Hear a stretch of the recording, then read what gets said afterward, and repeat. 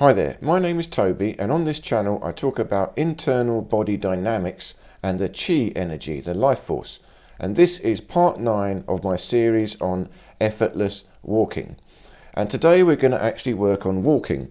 This is the second to the last part in the series. There's one more after this. So today we're working on walking, and the final one we'll be moving up to power walking and running. Now the secret is alignment. We've got to get the alignment of the spine right. And this is actually quite tricky. The spine is at the back of your body. So you see, to get the alignment right, I've got to lean back, right to the back of the heels. Now if I lean back, you can feel the alignment of your spine balancing. You're just going to balance on the heels. You've got a natural arch in the spine, a slight backwards arch in the lumbar, but I'm holding the belly in, lifting the rib cage up a little bit, lifting the shoulders up, keeping the belly tight. And this stops you arching back too much. And the balance goes all the way to the heels. Now if I bend the knees, I still want the balance at the back, leaning to the back of the heels. But when we walk, we don't want to walk on the heels. We want this alignment, but we want this alignment on the ball of the foot. It's tricky. It's tricky. I've got to tilt the hips, change the angle of the hips such that from the hips upwards, I'm still feeling this upward, leaning backwards, this vertical spine. But from the hips down, you see I'm on the ball of the foot. So now I'm on the ball of the foot, but I'm still leaning back like I'm on the back of the heels. So it's tricky. You've got to work on this. And this is actually my basic exercise number 3. It's called bamboo swaying in the wind.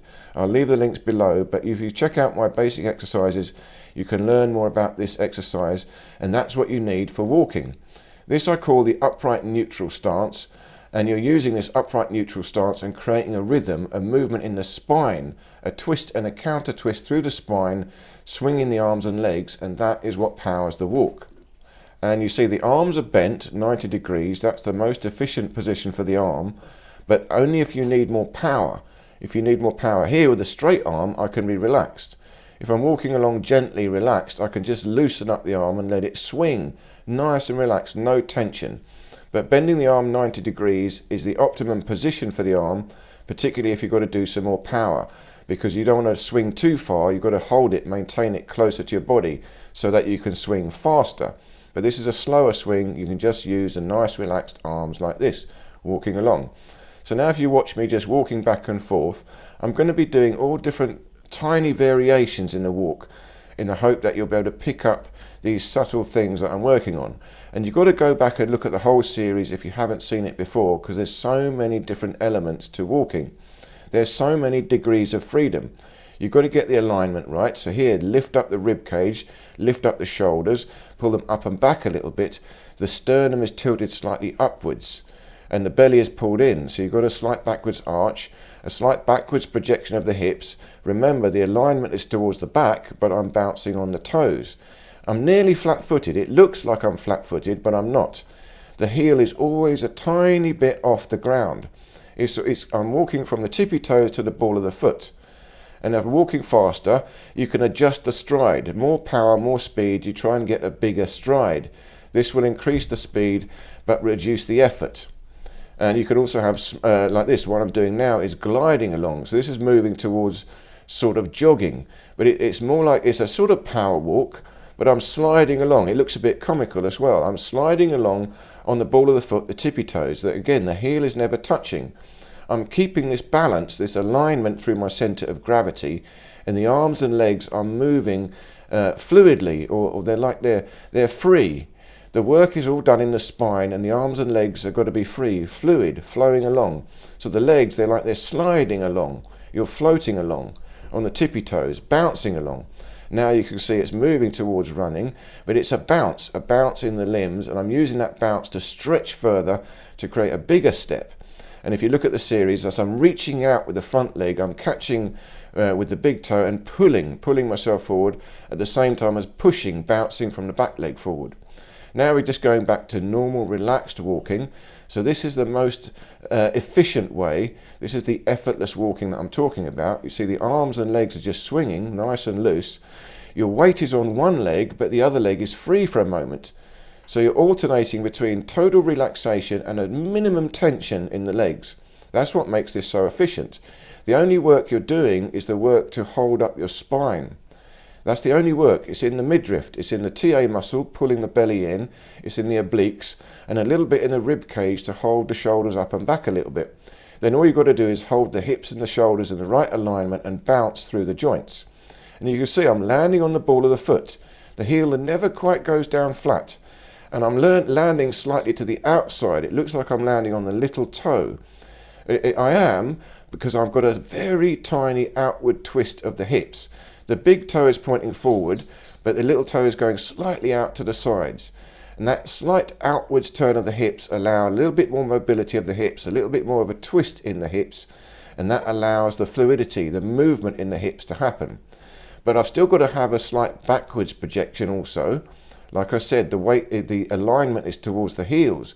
So the hips have got a movement in them. They've got to have a cushion, like I'm about to sit on a chair. That's the backwards projection. But also a slight twist as I open up into each step. But you can experiment with this, play with this. Minute adjustments in the angle of your leg. You see, if you land with your toes pointing inwards, you'll see it's harder, not so efficient, and you put a twist in the knee. The knee must always be in alignment with the toes. So the knee is going tiny bit outwards because the toes are going a tiny bit outwards. But just as much as it stays in alignment and in alignment with the hips. And now I'm skipping along, little skips. So what I'm doing here is allowing a bit more time to relax the other leg because I'm in the air a bit longer. I'm skipping on the supporting leg. So the other swinging leg has got a little bit longer and you can flick it out. See, the supporting leg is holding your weight. The other one is completely dead. You're just flicking out the toes. And now I'm just skipping along like a child. Ever so easy, nice and easy, relaxed. So I'm gliding, skipping along, floating along. The arms and legs are loose, relaxed. The only tension is a little bounce in the skipping leg and holding the spine correct. Now what I'm doing is sliding along in circles. So I've done this in previous ones, but this is slightly more dynamic. I've still got a vertical spine, but levering slightly forward at the hips. I've got a bit more backwards projection of the hips. That gives me a bigger bounce. But I'm taking that bounce into the ankles and the hips, not so much the knees. And I'm taking little steps, teeny tiny, like little ninja steps. But these are bouncy, very powerful. It's very easy to suddenly spring out into a bigger step. So this allows more dynamism, more mobility, all different changes of the step and suddenly bouncing into a run or a jump or a spring. So it changes, you've got more mobility with this bounce, and this is what I call the neutral stance. The first one is upright vertical, that's called the upright neutral stance. This is the full neutral stance, you're levering a tiny bit forward at the hips. It's still a straight spine, a neutral spine.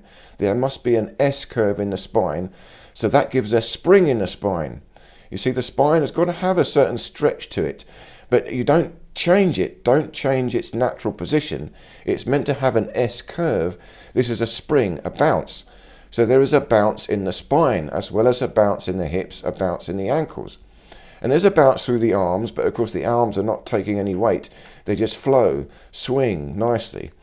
So again, you see what I'm doing here. Very small steps, very easy. You can take tiny steps, but feel the spine, the twist in the spine, the alignment of the spine, and I'm using the oblique muscles.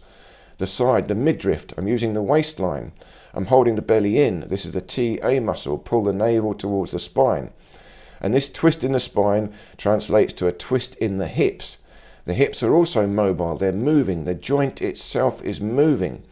There's a mobility in the hip joint, and that activates the ligaments in the hips, and that gives a bounce in the hips. The bounce comes from the ligaments. The bounce is not in the knees. Very important to understand that. The knee is the weakest part. You've got to be very careful of the knee. The bounce is in the foot. The toes go to the ball of the foot. The ball of the foot goes to the ankle, the Achilles tendon. All that is bouncy.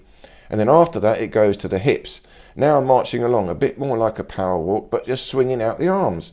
The arms are loose. I'm just enjoying the swing of the arms. And you can see here, it's all the spine. I've got to lift up the rib cage.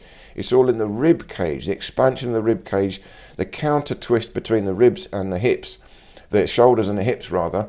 But the sternum is tilted up. I've got an open chest, but not too open. Remember, pulling the belly in will balance it, counteract it. There's a certain amount of isometric tension through the spine, through the rib cage, and a certain amount of isometric tension in the shoulders and the hips just enough to maintain the correct position and allow the bounce in the joints. It's like the joints are open. There's an expansion in the the hips and the shoulders, and the ribs, an expansion in the ribs. And you use this expansion to bounce along. So I hope this made sense. You might have to watch it through a few times, watch carefully, play with it and experiment as you're walking along. Minute adjustments in the alignments of your hips, alignment of your shoulders, leaning forward, leaning backwards, play with it. You will find the most efficient movement as you go along. So I hope this made sense. Thank you so much again for watching. Do check out the rest of the series and stay tuned for the final part coming very, very soon.